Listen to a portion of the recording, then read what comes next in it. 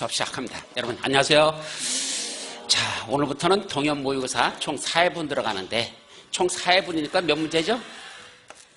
총 4회분이니까 4회 곱하기 4번 볼 거니까 4, 4, 16, 160문제입니다.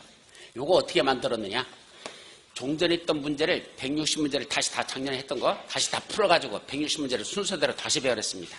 막 섞여있던 것들 순서로 쫙 펴서 160개를 만들어 놓고 그 다음에 그 문제들을 다시 읽으면서 책 갖다 놓고 비교해가면서 여기서 뺄 거 빼고 넣을 거 넣고 개정된 거 반영하고 그래가지고 문제를 새로 160문제를 정리해가지고 다시 4회차로 다시 나눠가지고 나눠져 있던 걸 다 합쳐가지고 다시 한번 보고 그 다음에 다시 쫙 해서 4회차로 다 나눠가지고 그 다음에 정답은 정답대로 그러니까 정답과 문제를 같이 보여야지 헷갈리잖아. 그래 놓고선 다시 문제는 문제대로 정답은 저대로 다 분리작업. 예, 거의 한 달 걸려서 이 작업한 겁니다. 그래서 다 끝내는 건데 결론부터 말씀드리면 이 160문제만 보면 유학집 한 건 다 보는 겁니다. 유학집 한 건 다 들어가 있어요. 160문제.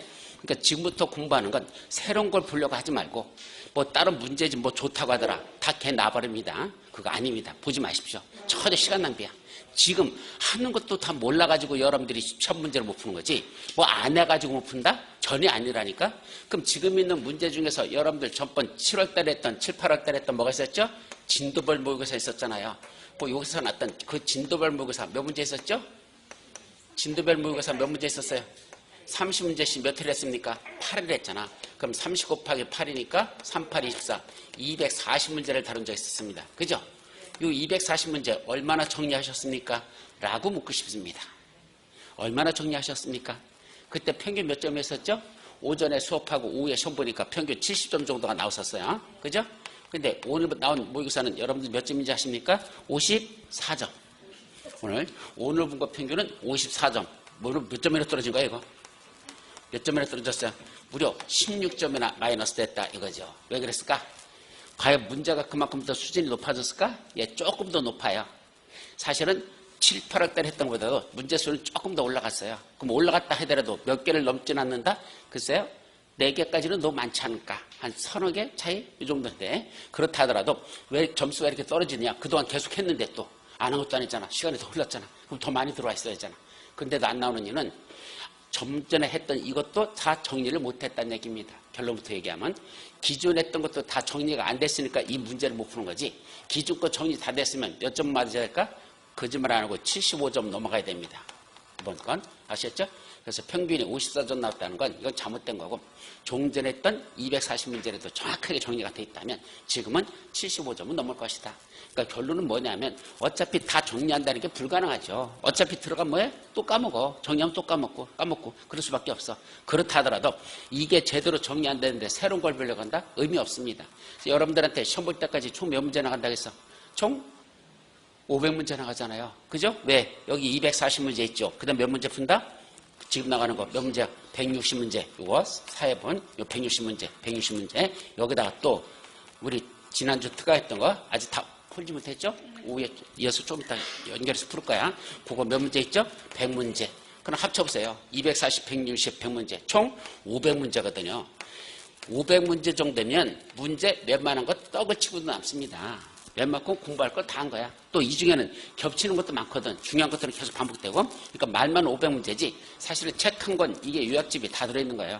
그러니까 여러분들이 요약집인 걸 다 정리하는 거 따로 시간 없으면 그때 문제 풀어서 그거만 내려도 요약집 찾아보면서 연결해서 요거 틀렸으면 표시해놓고 요거 다시는 안 틀린다. 요약집에다 표시를 해놓고 요거는 이렇게 하면 틀려 자꾸 표시합니다. 그러면 자꾸 반복적으로 보면서 그게 눈에 익혀지거든. 시험장에서 기억이 난다는 얘기입니다. 그래서 다른 거 새로운 거 절대 보려고 하지 말고 지금 나가는 이 500문제 갖고도 차고 넘치니까 요것만 정리하라. 그래서 아직 240문제 정리 안 됐으면 진도별로 나갔던 거 그거 한번 다시 읽어보고 그중에 특히 틀렸던 건 뭐래서 반복적으로 보라 그랬습니다. 한 번 틀린 건 또 틀릴 가능성이 되게 높아져요. 그러니까 그런 것만 자꾸 한다면 충분히 여러분들 목표하는 거 이것만 다 정리해도 70점 넘어가는데 전혀 지장 없어. 70점 뭐야? 솔직히 말하면 80점 정도는 목표를 하는 겁니다. 이것만 다 정리한다면 80점 목표를 할 수 있죠. 근데 이거 다 할 수는 없으니까 하여튼 그중에 80%만 소화시켜라. 제가 그랬잖아. 그죠? 80점에 80%면 얼마? 88, 64. 여러분들 목표는 60점이거든. 그건 60점 넘어가잖아요. 충분하고 합격하고 남습니다. 그러니까 새로운 걸 보려고 하지 말고 기존에 있는 것만이라도 내 거로 정확하게 가는 그것이 제일 중요하고 그날 나가는 거 반드시 그날 복습하라. 이제 오후에 수업 끝나고 나면 점심 먹고 나면 뭐 할 거야? 오늘 공부한 거 정리하라는 얘기입니다. 이따 밤 12시까지는 정리하셔야 돼. 그게 뭐 한두 시간 정리해서 끝날 게 아니잖아요. 물론 몇 점 맞은 사람은 95점 맞은 사람은 그거 정리하는데 한 30분도 안 걸려. 어차피 95점 맞으니까 몇 개만 정리하면 돼. 2개만 정리하면 되잖아. 물론 찍어서 맞은 거 몇 개 있을 거니까 따져봤자 끼켜봤자 1시간만 정리하면 돼. 근데 50점 맞았어. 그럼 몇 시까지 해야 돼? 오늘 밤 12시까지 정리하셔야 될 겁니다. 그럼 틀린 것들 또 맞았다도 찍어 맞은 거 빼놓으면 다시 한번 정리하면 아마 12시까지는 해야 되지 않을까.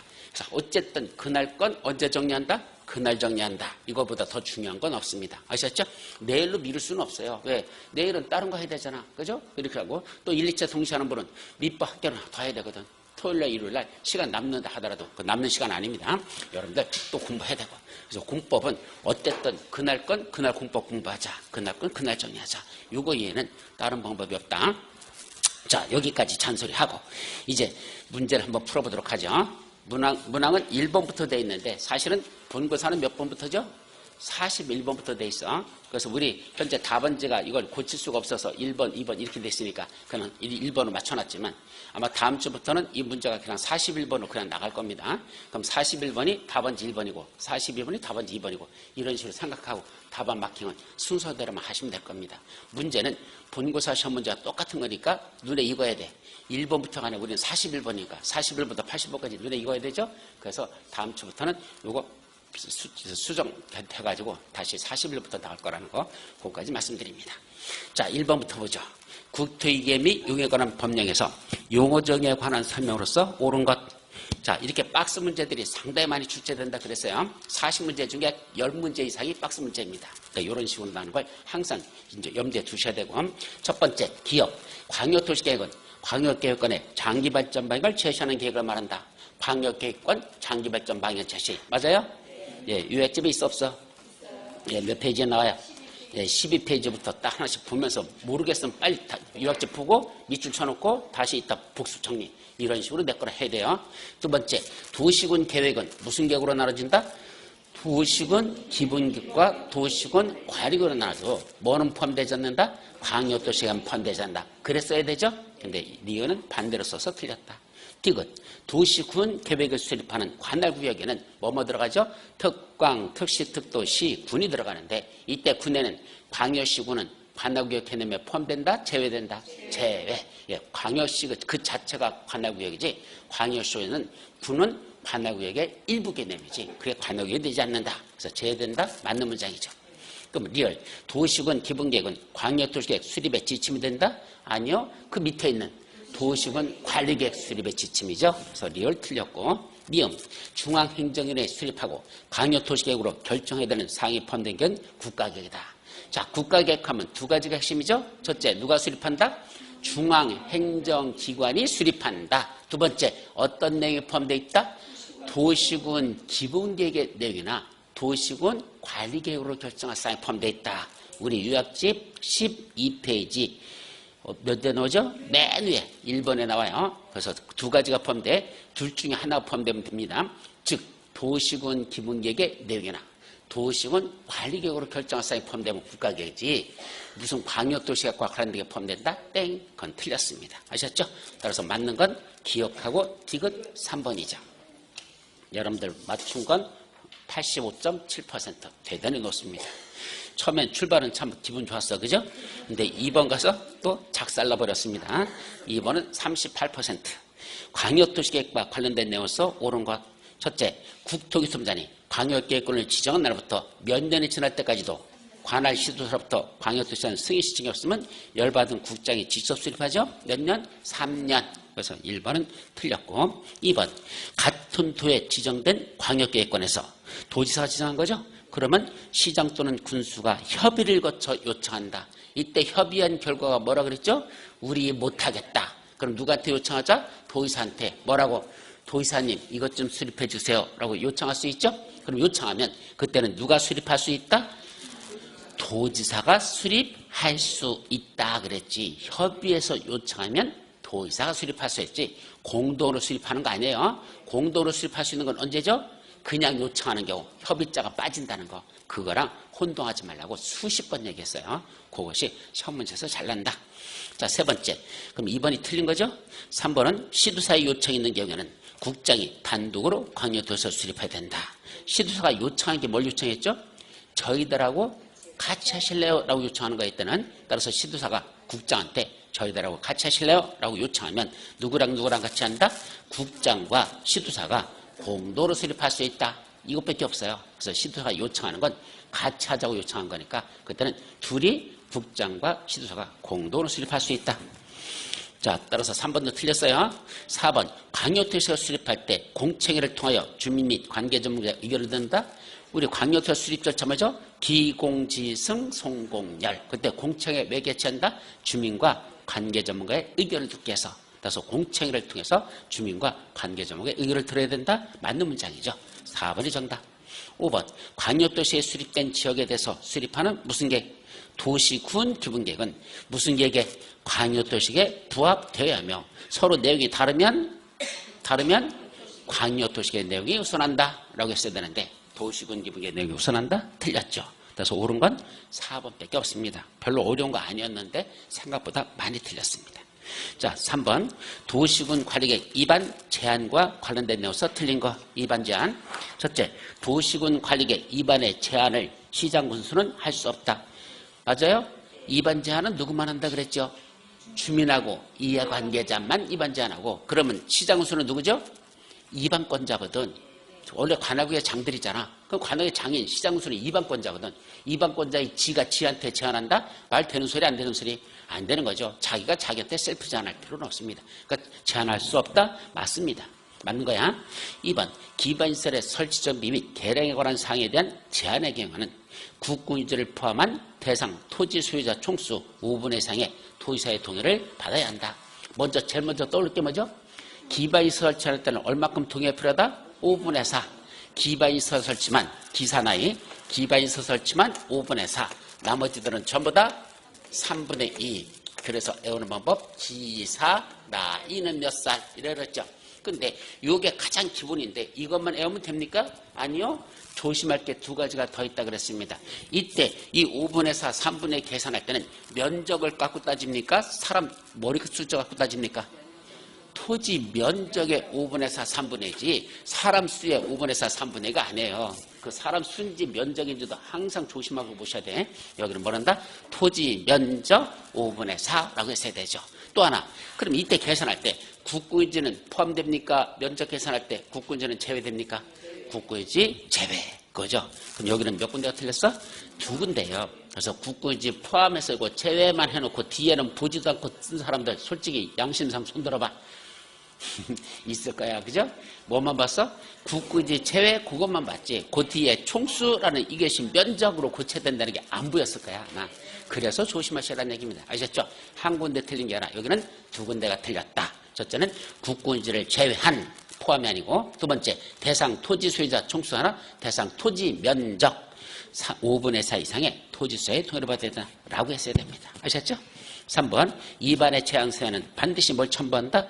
도시군 관리계획도서와 계획설명서를 첨부해야 되죠. 4번 입안을 제한하려는 산업 유통개발진인 주고 면적은 얼마죠? 최저 1만 이상 최대 3만 이하 1만 이상 3만 이하인 소규모로만 여기다 산업유통개발진이 좀 지정해달라고 제한할 수 있다. 자, 5번 입안권자는 그 제한서에 첨부된 도시군 관리계획도서와 아까 계획설명서 첨부하라고 그랬죠? 그거를 뭐 하는데 활용할 수 있다? 입안권자들이 도시군 관리계획 입안하는데 활용할 수 있다. 그것도 맞습니다. 그래서 틀린 건 몇 번? 2번. 3번은 생각보다 그런데 확률이 좀 낮아요. 66%밖에 안 돼. 이건 몇 프로까지 가야 돼? 90%까지는 올라가야 됩니다. 왜냐하면 시험 문제 영순이라고 여러 번 얘기했잖아. 반드시 나는 게 입안의 제한. 근데 반드시 날 때서도 틀려버리면 도대체 어디서 맞출 거야? 그죠? 이런 건 절대 틀리면 안 되는 문장들. 4번 용도지역의 종류를 설명한 것으로서 틀린 것. 자, 용도지역의 개념 정리야. 기업, 자연녹지지역이란 도시의 자연환경, 경관, 산림 및 녹지 공간을 보존하기 위해서 연적. 자, 도시에서 보전만 하는 지역이 어디죠? 보전 녹지적이죠. 이거 보전 녹지적. 자연 녹지적 하면 뭐 떠오르죠? 두 가지. 첫째, 보전을 필요하나 불가피한 경우에 하나여 제한적인 개발이 허용된다. 보전과 개발이 공존하는 지역. 어디? 자연 녹지적. 그렇게 해오라 그래서 보전과 개발이 공존하는 건 자연 녹지적. 보전만 하는 지역은 보전 녹지적. 입, 니은, 3종 일반 주거죠. 먼저 일반 주거죠 뭐죠? 1편, 편리한 주거환경 조성. 맞죠? 근데 1종, 저층, 2종, 중층, 3종, 중고층 주택 중심. 그래서 중고층 주택 중심, 편리한 주거환경 조성. 맞죠? 그건 3종 일반 주거죠. 그건 맞는 문장. 디귿, 전용공업죠. 뭐 하는죠? 주로 공업공이나 공해성 공업을 수행한다. 중화업공업이나 공해성 공업을 수행할 수 있는 지역. 뭐라 본다? 전용공업죠. 그럼 일반공업죠. 일반공업죠. 환경을 저해하지 아니하는 공업업의 치료에서 필요한 점. 혼동하지 마세요. 그 두 가지를 정확하게 구분하실 것. 개념적이기 때문에 이 정도는 기본적으로 짚고 넘어가야 됩니다. 그럼 이것은 맞는 문장. 리얼, 일종 전용주거죠. 전용주거죠 뭐죠? 전양. 전용주거죠. 양원 주거환경 보호. 맞죠? 일종 단독주택 중심. 2종 공동주택 중심. 그러니까 일종 단독주택 중심. 양원 주거환경 보호. 맞죠? 미음, 중심상업적, 도심, 부도심의 상업기능 및 업무기능의 확충을 위해서 필요한 점. 당연히 중심상업적. 따라서 어떤 것만 틀렸죠? 기억 하나만 틀렸고 나머지 다 맞습니다. 자, 5번. 시행령에서 규정한 용도지역에서의 검토율 기준이 높은 것부터 낮은 순서대로 주로 열거된 것. 그럼 어떻게 해야 되죠? 5, 5, 6, 6, 5, 7, 9, 8, 8, 7, 7, 7, 7, 2, 2, 2, 2, 2, 4, 2, 2. 무조건 해야 돼요. 이건. 자, 그렇다면 여기서 지금 유통상업증 얼마? 9, 8, 8, 7이니까 9, 8, 8, 7. 중, 1, 6은 세 번째 거니까 80. 맞죠? 유통상업적하고 근린상업적하고 하려면 안 돼. 유통상업적 80. 근린상업적은 70. 9, 8, 8, 7. 요거 헷갈리지 않도록 조심하시고. 일반공업적. 공업적은 전부 다 777. 37. 777. 근데 일종 일반 주거죠? 60. 일종 전원 주거죠? 50. 계획관리죠? 이거는 20이 아니라 40. 그러니까 순서대로 80, 70, 60, 50, 40 이렇게 됐죠? 그럼 정답은 1번입니다. 다만 조심할 건 높은 것부터 낮은 순서로 찾으라고 그랬어? 낮은 것부터 높은 거라고 그랬어? 문제를 고쳐내려다가 또 여러분들 나보고 또 뭐라고 할까 봐서 내가 내버렸었는데 이렇게 해놓고 나는 낮은 것부터 높은 새로 고르시오. 나는 이렇게 내고 싶었어. 사실은. 그럼 어떻게 되죠? 순서대로 딱 나와 있으니까 9, 8, 7, 5 이렇게 나가니까 아마 1번일 거야. 그래서 정답을 5번에다가 살짝 바꿔서 거꾸로 쓰려고 했었는데 어쨌든 정답은 높은 것부터 낮은 거냐 낮은 것부터 높은 거냐 항상 헷갈리지 않도록 조심해서 문제 풀 것. 다 풀어놓고 그거 깜빡해서 틀린 사람 이전까지 제가 합격하지 못한 사람 중에 수없이 봤습니다. 그런 일 없도록 시험장에서 꼭 정확하게 읽도록 합니다. 아셨죠? 그래서 정답은 몇 번? 1번. 자, 6번. 시행령상 세부랑은 용도지구의 내용으로서 틀린 거. 자, 용도지구 종류들이야. 여기 중요한 것들만 갖다 모아놨습니다. 특화경관지구. 한번 뭐가 떠올려야 돼? 특화하면 수계의 수변. 주요 수계의 수변. 수계가 뭐라 그랬죠? 수계. 물, 경계란 뜻입니다. 그러니까 한강이 흘러가잖아요. 그럼 한강 이쪽, 남쪽, 북쪽 이렇게 나눠져. 그게 수계, 물로 다 경계를 이룬다. 의 수변. 수변이 뭐죠? 수변. 물, 가장자리.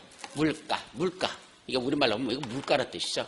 물로 다 경계를 이루고 있는 그 한강이 흘러가는 양쪽 그 물가. 그걸 말한다? 수계의 수변이랍니다. 그런 데다 지정하는 걸 뭐라 부른다? 특화경관지구. 그래서 수계의 수변 하면 떠오르는 게 뭐다? 그냥 특화경관지구. 그렇게 하나로만 딱 정리하세요.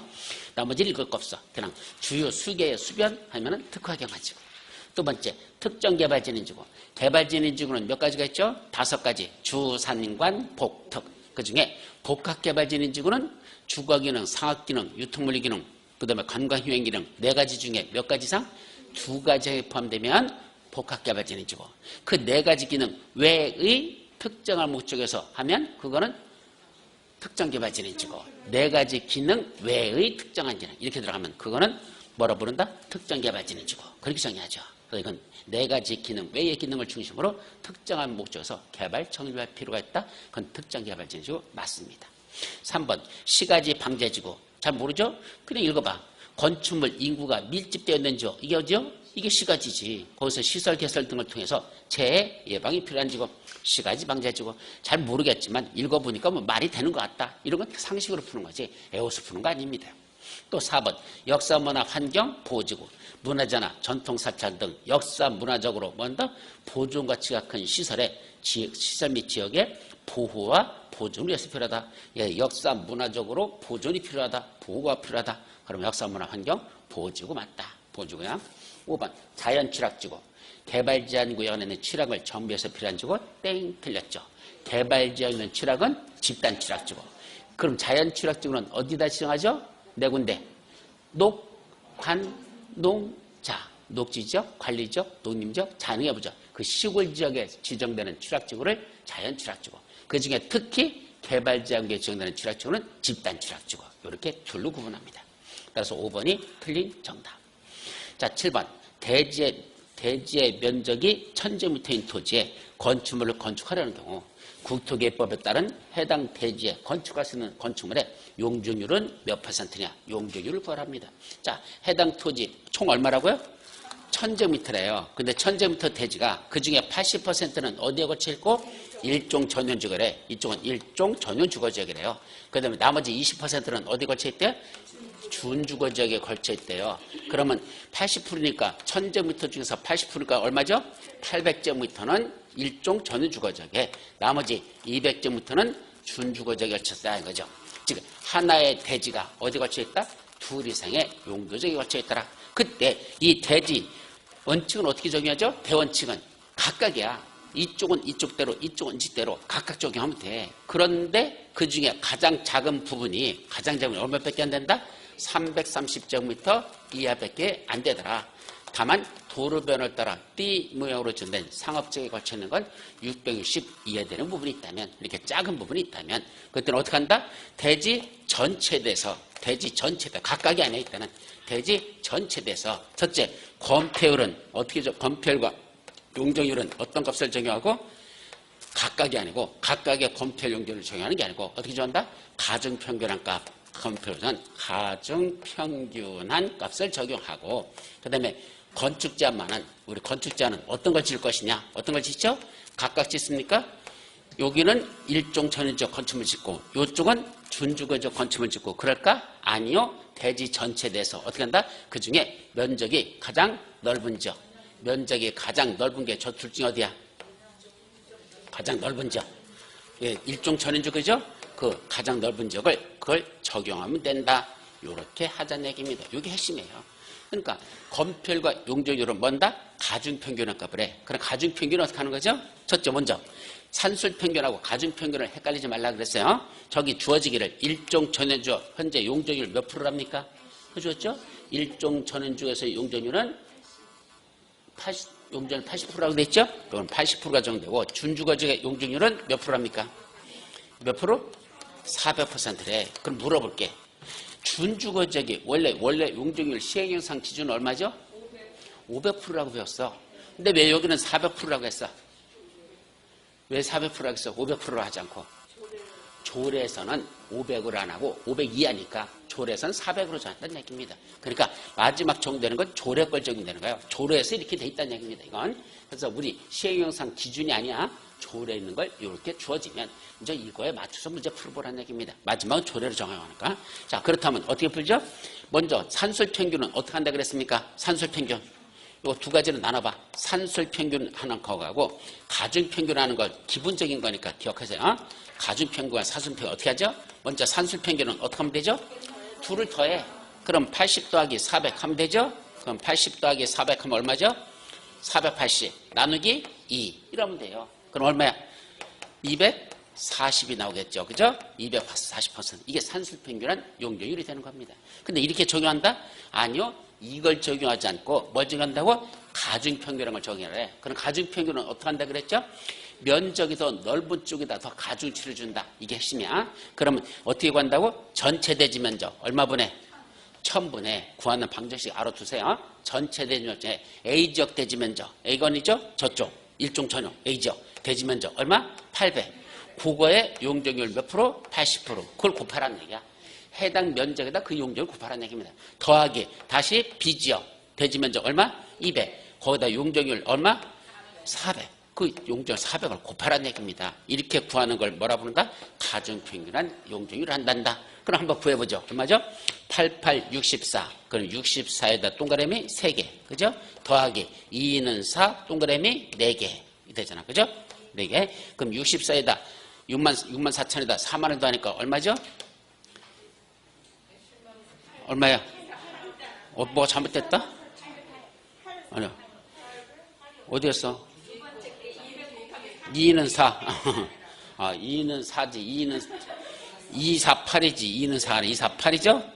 8만. 그럼 6만 4천에다 8만 더하니까 얼마? 14만 4천. 동그라미 3개. 밑에 1000. 이렇게 되는 거죠. 땡땡땡 땡땡땡 주니까 얼마인가? 144. 이걸 가중평균한 용적률이랍니다. 그럼 산술평균한 거, 가중평균한 거 숫자를 한번 봐봐. 어떻게 대비되죠? 산술평균한 건 얼마? 240. 가중평균한 건 140%, 144%. 올라갔어? 내려갔어? 더 내려갔네. 왜 내려갔죠? 둘 중에 어디가 면적이 더 넓어? 일종 전후지 면적이 훨씬 더 넓죠? 무려 몇 배나 넓어요? 4배나. 이쪽보다 4배나 넓죠? 그럼 그쪽에다 4배 더 가중치를 주라는 얘기입니다. 그러다 보니까 산술평균하면 240이 되지만 가중평균하면 80쪽으로 더 내려가는 얘기야. 240에서 80쪽으로 더 내려가는 얘기야. 그래서 내려갔더니 얼마까지 내려갔어? 144까지 내려가라. 즉 면적이 넓은 쪽으로 더 중심에서부터 산술평균 해놓고 면적이 넓은 쪽으로 더 가라는 얘기입니다. 그러니까 80쪽이 더 높으니까 더 면적이 넓으니까 그쪽으로 내려갈 수밖에 없는 거죠. 그런 걸 가중평균을 한단다. 아셨죠? 가중평균의 개념은 이렇게 구하는 겁니다. 어렵지 않아요. 조금만 생각해봐. 이거는 사실은 수학의 단계 아니고 산수의 좀 고급 단계, 그 정도지. 이걸 무슨 수학이라고 말할 수도 없어요. 이건 산수예요. 이 정도만 정리하도록 합니다. 아셨죠? 그래서 정답 몇 번? 3번. 자, 8번. 도시군 계획 시설 사업에 따른 비용 부담에 관한 설명서 틀린 것. 자, 이 비용 부담에 관한 건 정확하게 한 적은 별로 없어. 지금 정확하게 하면 숙제합니다. 첫째, 도시군 계획 시설 사업에 관한 비용은 이 법 또는 다른 법률에 특별한 규정이 있는 경우에는 국가가 사업을 시행할 때는 누가 부담하고? 국가 예산에서. 지방자치단체가 사업을 시행할 때는 그 지방자치단, 행정청이 아닌 자가 할 때는 고놈이 부담함을 원칙으로 한다. 거기 그 자가 부담하면 이렇게 써놨잖아요. 그죠? 자자를 갖다 한자로 쓰면 뭐죠? 놈다자니까 고놈이 부담을 원칙으로 한다. 그런 뜻이죠. 두 번째, 국토교통부장이나 시도사는 그가 시행한 도시군계시설 사업으로 현저 이익을 받는 다른 시도나 또는 시군이 있다면 그 도시군계시설 사업에 든 비용의 전부를 일부만 자기가 사업을 하면서 다른 지방자치단체 등에 그 비용의 일부를 뭔다? 그 이익을 받는 시도, 시군에 부담시킬 수 있다. 맞는 문장이고. 그때 3번. 국장은 시도 또는 시군에 비용을 부담시키기 전에 누구랑 협의하라 그랬죠? 행정안전부 장관과 비용 부담에 관한 건 그 지방자치단체 부담하기 전에 먼저 협의하라 그랬죠? 이건 기획재정부 장관 아니야. 지방자치단체 예산을 통제하는 거 행정안전부 장관. 그자와 협의해야 된다. 그게 틀린 정답이죠. 4번. 시도지사가 시행자라면 어디다? 시도에 속하지 아니하는 다른 특광, 특식 등의 시군에 비용을 부담시키려면 시도사가 사업을 시행하면서 자기 밑에 있는 시도가 아니야. 다른 지역에 있는 그 시도에 있는 비용 부담시키는 거야. 그러려면 먼저 해당 지방자치단체장과 먼저 뭐부터 하고? 협의부터 해보고 협의가 안 되면 어떻게 할까? 행정안전부장관한테 시도사니까 저보다 위에 있는 자한테 해야 되죠. 행정안전부장에게 이것 좀 정해주세요 라고 결정하는 바에 따릅니다. 맞는 거고. 5번. 지방자치단체가 부담하는 비용의 총액은 해당 도시군계시설 사업에 소요되는 비용의 몇 퍼센트를 넘지 못한다? 50%가 최대야. 따라서 다른 지역에 부담시킨다 하더라도 자기가 반은 지금 넘게 부담해야 되지 저쪽 혜택을 보는 자한테 50% 넘게 부담시키는 거 이거는 안 된다. 최대 50%를 부담시킵니다. 이렇게 법조문에 돼 있으니까 이렇게 기억하시면 됩니다. 이거 5번 지문은 우리 요약집에 없어요. 5번 지문은 그냥 참고로 기억하라는 얘기입니다. 그까지. 자, 9번. 지구단위 계획구역으로 지정해야 되는 지역으로서 틀린 거. 28% 이거 맞췄거든요. 충격을 받아도 한참 받았습니다. 왜 이게 28%밖에 안 나올까? 난 아직도 이해가 안 됩니다. 자, 우리 지구 단위 계획으로 지정해야 되는 지역 몇 군데 있었죠? 세 군데. 머릿속에서 이거 기억하라고 몇 번 얘기했는데, 첫째는 무슨 지역? 정택이 10년 이렇게 그랬죠? 그럼 간단하게 정택이 10년, 그 다음에 시공이 얼마? 30만 이렇게 해오라고 그랬잖아요. 어렵잖아요. 정비구역과 택지개발지에서 사업 시행이 끝난 후 10년이 지난 지역 지구 단위구로 지정해야 한다. 두 번째, 시가와 주정구역 공원에서 뭐 되는데? 해제되는데 그 면적이 30만 제곱미터 이상이면 지구 단위구로 지정해야 된다. 마지막, 녹지지역을 뭐로 바꾸는데? 주거지역, 상업지역, 공업지역으로 바꾸는데 그 면적이 얼마밖에 안 된다? 녹지에서 면적이 얼마 된다? 30만 제곱미터 이상 되더라. 이 변경 면적이 30만 제곱미터 이상 된다면 그때부터는 뭐 한다? 지구 단위구로 지정하여야 한다. 이렇게 하고 있었죠. 자, 그렇다면 문제 봐봐. 도시개발에서 시행되는 사업이 끝나고 10년이 지냐? 아까 정택에는 있어도 뭐는 없다 그랬죠? 도택이는 없다고 내가 몇 번 얘기했어서 정택에는 있어도 도택이는 없다. 그래서 도시개발구역은 관계가 없습니다. 왜 그런다 그랬죠? 그 이유도 설명했었어. 시간 낭비해가면서 이유까지 설명해줬어.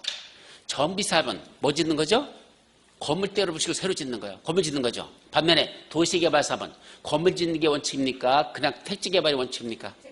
다시 말하면 도시개발사업은 토목공사고 정비사업은 건축공사라고 내가 여러 번 얘기했었어. 따라서 도시개발사업은 토목공사야. 즉 땅을 개발해가지고 땅으로 주는 거다 이랬었잖아. 그 땅을 줬는데 땅이 준 게 10년 지나면 썩어버립니까? 땅은 개발해놓고 10년 지나면 땅이 썩기 시작하죠? 아니 45년 동안 있어서는 땅이야. 그 땅 10년 지났다고 땅이 썩는 건 돈 적이 없어. 땅이 썩는 게 아니야. 그죠? 건물은 10년 지나면 노화되기 시작하잖아. 그러면 건물 짓는 거는 10년 지나면 다시 지구 단위 계획을 지정해서 지구 단위 수립해야 되지만 이런 땅은 개발 끝난 땅은 10년 지났다고 썩는 거 이런 게 없기 때문에 그냥 관계없어요. 그래서 여기 정택이지 도택이가 아니라는 거 요거까지 다 설명했던 거예요. 제발 좀 이런 기본적인 걸 틀리면 안 된다는 얘기입니다. 그래서 정답은 1번이야. 정비구에서 시행되는 10년 정택이 맞죠? 또 3번은 뭐죠? 앞에 뭐 체계적 계획적인 개발구가 필요한 적 이런 건 다 중요하지 않아. 그 다음 거 면적 30만 종 이상 뭐로 바뀌었대? 시가와 주정 해제. 뭐야? 시가와 주정구역 공원에서 해제되는데 30만 맞잖아요. 또 4번 체계적 계획적인 개발과 필요한 지역에서 면적 30만 제곱미터 이상 공원에서 해제된다. 시공 공원에서 해제 30만 이상 맞죠? 근데 5번이 좀 어려웠을까요? 체계적 계획적인 개발과 필요한 지역에서 면적이 얼마? 50만 제곱미터인 무슨 지역에서 자연녹지역을 해서 뭐로 바뀌었어? 일반 상업적으로 변경된대요. 그러면 뭐에서 뭐로 바뀐대? 봐봐. 자연녹지역에서 일반 상업적으로 바뀐대. 뭐는 머릿속에 해놓고 녹지지역에서 주상구로 변경하는데 30만 이상 지구단위로 지정한다. 애워놓고도 틀려버려. 왜? 못 알아듣는 거야, 이 말귀를. 애워는 뭐 하느냐고. 녹지지역에서 상업적으로 바뀐다는 말을 자연도시에서 일반 상업적. 이거 딱 조금 글자 바꿔놨다고. 눈에 안 보이고. 그건 이 말을 이해하지 못하고 있다는 것과 똑같은 거죠. 항상 그런 조금씩 바꾸는 거. 따라서 녹지지역을 상업적으로 바꾼다. 이 말이고. 그런데 면적이 얼마다? 30만 이상. 여기는 얼마로 돼서? 50만 제곱미터 인 했더니 뭐죠? 틀렸대요. 왜 틀렸대? 30만이지 왜 50만이네. 나 또 돌아버리는 거예요, 그게. 그죠? 여러분들이 아차 하는 순간 틀리는 게 그런 것들이야. 50만 제곱미터 이상이라고 쓴 건지 50만 제곱미터 인이라고 쓴 건지 이걸 머릿속에서 정리가 안 돼. 문제 풀다 보면 자기도 모르게 실수해버려. 이런 문제를 이걸 실수하면 군법 몇 개 날라간다? 5개 틀립니다. 5개. 응용 문제에서 이런 식으로 내는 문제가 5개 정도가 있어요. 그러니까 숫자만 30만 이것만 외우지 말고 30만 이상 그랬으니까 30만 이상에는 30만도 들어가고 40만도 들어가고 50만도 들어간다. 다만 50만 이상 이러면 안 된다 그랬었죠? 그런 숫자 개념에서 항상 조심하시라고 그랬습니다. 그래서 5번은 맞는 문장이야. 50만이라고 써서 틀렸다고 생각하면 안 돼요. 또 이 자체가 뭐다? 녹지지역을 주상공으로 변경한다는 걸 약간 응용해서 바꿔냈을 뿐이지 큰 차이는 없는 거다. 여러분들이 정확히 숫자입니다. 그래서 정답은 1번이 정답이야. 엉뚱하게 찾지 말고. 자, 몇 번? 10번. 개발행위 허가를 받고 해야 되는 행위로서 옳은 거. 1번. 도시군 계획 사업에 따른 건축물의 건축. 허가받아 안 받아? 예, 도시군 계획 사업에는 몇 가지가 있죠? 3가지. 뭐뭐? 도시군 계획 시설사업, 도시개발사업, 정비사업. 시험 문제 어떻게 나왔었죠? 도시개발 사업에 따른 개발 행위는 허가 대상이 아니다라고 시험 문제 나왔습니다. 맞아 틀려? 맞아요. 오늘 비 온다고 그랬어. 소나기 갑자기 내렸다가 지나가는 거. 뭐 길게는 안 온다고 그랬어요. 소나기식으로 딱 간단히 또 온다고 했으니까 뭐 아침에 햇빛 쨍쨍 내리셨는데 갑자기 비 내리고 오늘은 그러니 하세요. 정신 집중하라는 얘기야. 밖에 신경 쓰지 말고 왜 자꾸 밖에만 쳐다보겠어 지금.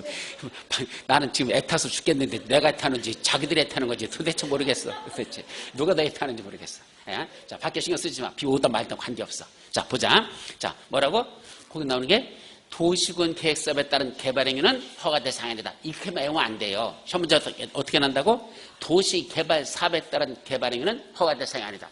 정비 사업에 따른 개발 행위는 허가 대상이 아니다. 이렇게 시험 문제 낸다는 얘기야. 그럼 뭐라고 새겨드려? 아, 도시군 계획사업에 따른 개발은 허가 대상이 아니라 그걸 세부적인 내용으로 그렇게 시험 문제 냈구나. 아셨죠? 이게 무슨 소리냐? 신경 쓰인다? 우박 떨어지는 소리 같죠? 그래도 신경 쓰지 마. 그래도 가자. 자, 두 번째. 건축물이 없는 대지에서 건축법상 분할지역 면적 미만으로 토지 분할하는 거. 허가 받아야 돼, 안 받아야 돼? 예. 건축물이 없는 대지를 분할하는데 몇 가지가 허가 대상이죠? 세 가지가 허가 대상이다. 그럼 세 가지가 나오는 게 있어. 그 중에 건축법상 분할지역 면적 미만으로 분할할 때는 여기서는 뭐 받고 분할하라? 허가 받고 분할할 수 있다. 이건 허가상입니다. 또 경작 위한 전답사의 지목 변경 허가받지 않습니다. 그건 배웠고 또 녹관 농지역에다 농림 어업용 비닐하우스 설치하는 건 허가받지 않습니다. 근데 뭐 설치한다면 육상, 어류, 양식장 설치는 다시 허가 받아라. 예, 그건 허가 대상으로 들어갑니다. 또 미음 토지의 일부를 공공용지 또는 공용지로 하기 위한 토지 분할. 이거는 우리 요약집에 보시면 어디 나오냐면 개발행 허가에서 어디 나오죠? 어디 갔어? 몇 페이지냐면 57페이지. 57페이지에 가운데 박스에 보시면 그 중에 동그라미 4번 토지 분할. 토지 일부를 뭐로 쓰는데? 공공용지 또는 공용지로 하기 위한 토지 분할. 26개 때 시험 문제 나왔던 거야. 이거는 허가 대상에 들어있지 않습니다. 그냥 할 수 있는 상이다. 경미한 거로 보는 겁니다. 그건 허가 대상이 아니다. 그리고 허가받는 건 니은하고 리얼 두 개만 허가 대상. 나머지는 허가 대상이 아니고 조심해서 기억합니다. 자, 11번. 개발행위 허가의 제한에 대한 설명서 틀린 거. 이것도 23% 거의 최악을 걷고 있습니다. 이거 외우는 거 어렵지 않다고 내가 꼭 외우라고 했는데 어떻게 외우라고 그랬죠? 녹해 지역에서 두 번째 환경이 오염되면 세 번째 계획을 수립하여 지구 기반을 튼튼히 하자. 이렇게 5가지 외우라고 그랬잖아. 그럼 뭐만 외우면 돼? 여기서 녹지 지역부터 정의를 하라는 얘기입니다. 녹지 지역하고 계획관리 지역 그랬어. 근데 여기는 무슨 지역이래? 농림 지역이래. 어디 여기 농자가 어디 들어있니? 농자 없잖아. 녹계 지역이라 그랬지. 그러니까 녹계 지역이 머릿속에 안 들어있으니까 안 보이는 거야 이게. 그죠? 정답 1번이거든. 근데 맨 엉뚱한 거면 자꾸 앉아있어. 그죠? 정답은 여기 써 하고 손 드는데. 근데 왜 그렇죠? 지문들이 길다 보니까 눈에 잘 안 보여. 그러니까 핵심 단어는 녹지적과 계획관리지역에서만 그렇습니다. 1번은. 2번은 도시군 관리계획을 수립하고 있는 지역으로서 그 도시군 관리계획이 결정될 거고 용도지역의 변경이 예상되고 그에 따라 개발행위 허가 기준이 크게 달라질 거로 예상되는 지역으로서 도시군 관리계획상 필요하다고 인정한다. 이거는 몇 번째 사유죠? 세 번째 사유. 제한 사유 중에 세 번째 거. 맞아요. 4번. 제한기간은 중앙도시계획이나 지방도시계획의 심의를 거친다 안 거친다? 제한할 땐 기간 정할 때는 원래는 심의 거쳐요. 한 채라만 3년 이내 동안 제한할 수 있죠. 근데 연장 제한 들어갈 때는 도시계획의 심의 거친다 안 거친다? 안 거치고 2년만 한 채라만 2년에서 제한할 수 있죠. 그게 몇 번? 3, 4, 5번 사유. 그럼 3, 4, 5번 중에 지금 나와 있는 동그라미 4번은 다음 페이지 4번은 기반시설 분담구역. 몇 번째 사유죠? 5번째 사유잖아. 그럼 3, 4, 5번 5번째 사유 맞죠?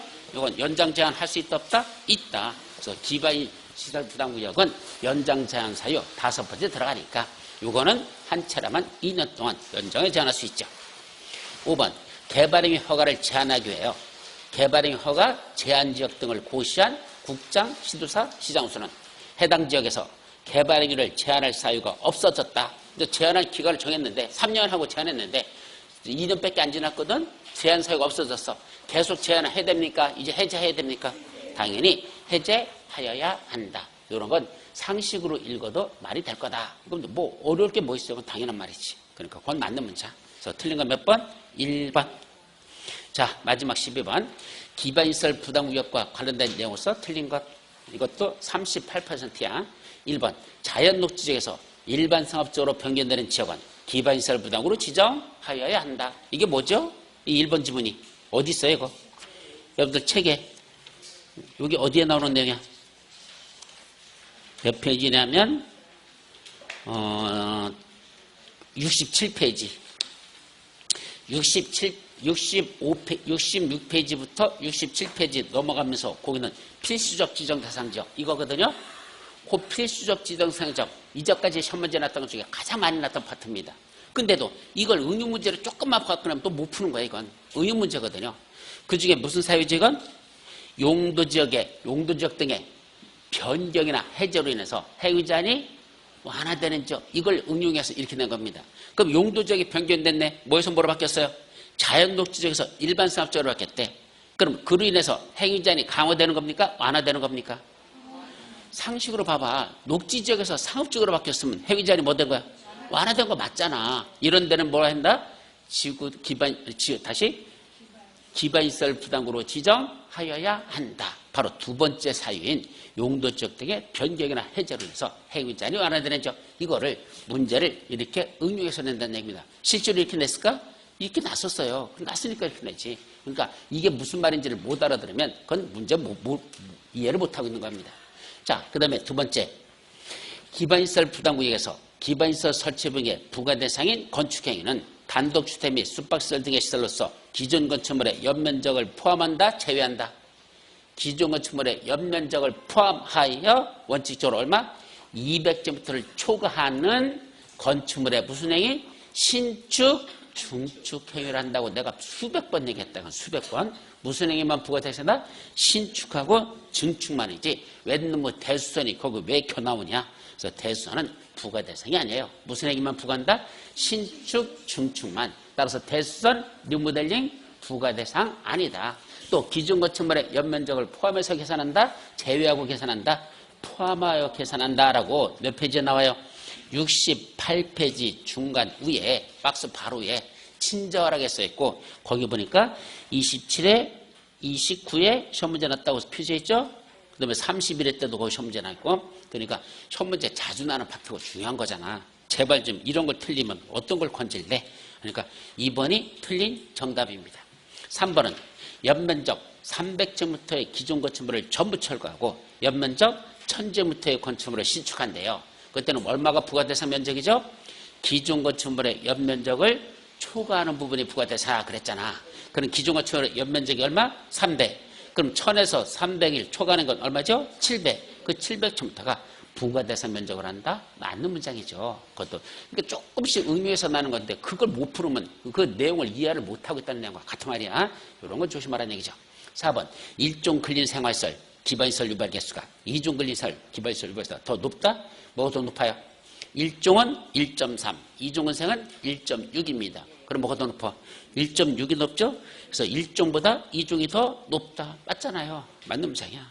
또 5번은 관할구의 장들, 특광, 특시도 시작한 것은 납부의무자가 국가 또는 지방 단체로부터 건축허가를 받은 날부터 몇 개월? 2개월 이내에 기반시설 설치를 부과해야 되고 납부의무자는 언제까지 낸다? 사용일 승인 신청 시까지 내야 된다 했었죠. 맞아 틀려? 맞죠. 그래서 틀린 건 몇 번밖에 없어? 2번밖에 없습니다. 국토법 문제, 이거 12문제 중에서 여러분들 몇 개 맞춰야 되냐? 10개 맞췄어야 됩니다. 몇 개? 10개. 못 맞췄으면 더 정리하셔야 된다. 아셨죠? 원래 국토법은 10개 중에 몇 개, 12개 중에 몇 개 맞추라고 해서 9개가 목표거든. 이 정도는 10개 정도는 맞춰야 되는 문제지. 그렇게 어려운 문제들 아니다. 조금씩 응용했다고 해서 응용 문제를 못 따라가면 안 돼요. 이제는 그 정도는 문제 찾아갈 수 있어야 되는 실력을 갖춰야 도록 노력하십시오. 아셨죠? 자, 잠시 쉬었다가 도시개발법도 들어가죠.